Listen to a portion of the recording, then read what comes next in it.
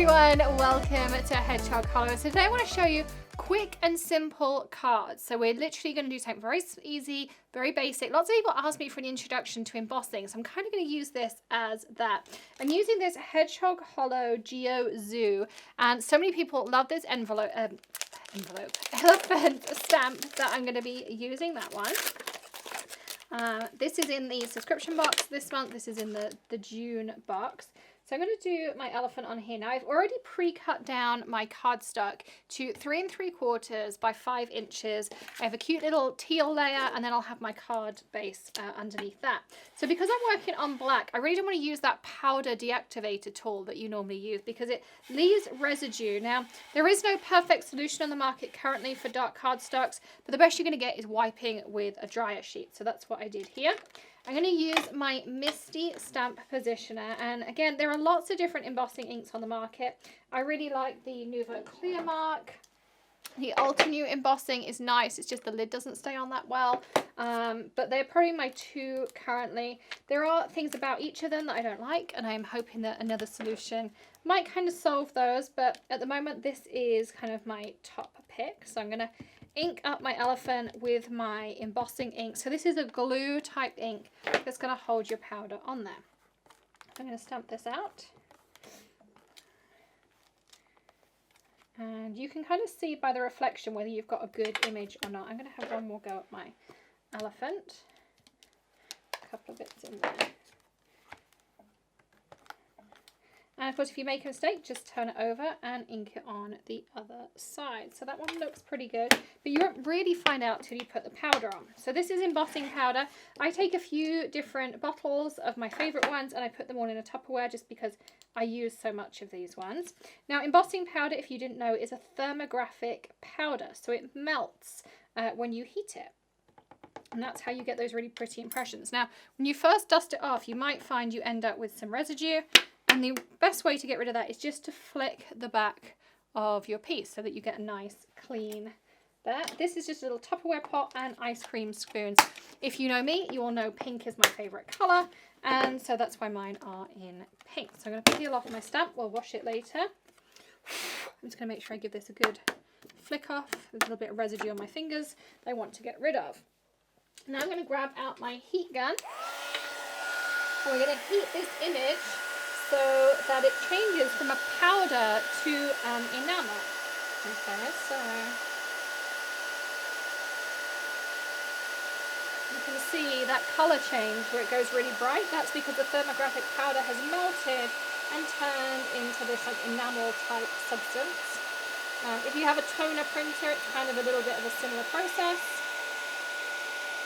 Look how pretty our little elephant is. And I know elephants are super popular. Ali here in the office, she loves elephants, as does Greg, so I'm pleased that we could do a stamp for them. So that's how that's going to look. We're also going to take a piece of white cardstock, and I'm going to stamp on this white my kind stamp that I hand lettered on here. So let's take our kind, we're going to pop it down like this, pick it up, and we won't be using the whole piece.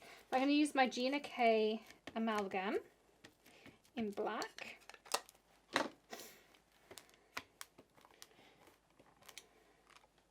Stamp that out. I'm going to do it once more. And the nice thing about amalgam, it's a really rich true black. I love dark blacks for my stamping. So you can see that on there. So we'll let that dry for a second while we mat up these pieces. So I'm just going to use my double-sided tape. My teal piece is already cut down to 5 inches by, 5 1/4 by 4 inches. I always use the standard, kind of the same sizes just because it makes it really simple. And of course, they just all mat together perfectly. I already have a card base. Let's fold that up. And I'm going to do a finger fold. I'll have to firm it with a bone folder later because I left that on my other craft desk. So again, double-sided tape, and I always mat with my card base flat.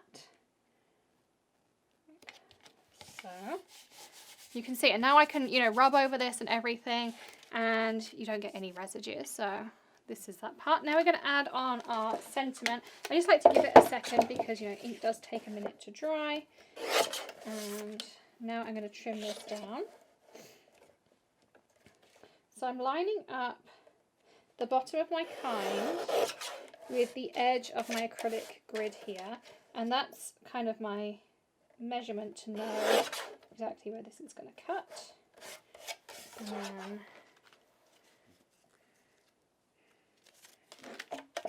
it's a little bit on the wonk, so let's just tidy that up. There we go, straightened that up. And now we want it to be 3 3/4 inches across, which I know it means I'm going to chop off the tail, but it will just look like it fades out into that black piece. So you can see on here how that's going to line up on our kind. And just to give it a little bit of dimension, I'm going to grab out of my drawer here. I do have some little foam squares. I keep a little bag of tricks next to me here. So I'm going to grab some foam tape. This is the Gina K foam tape. And the nice thing about this one is you can just tear it, which a lot of the foam tapes you can't.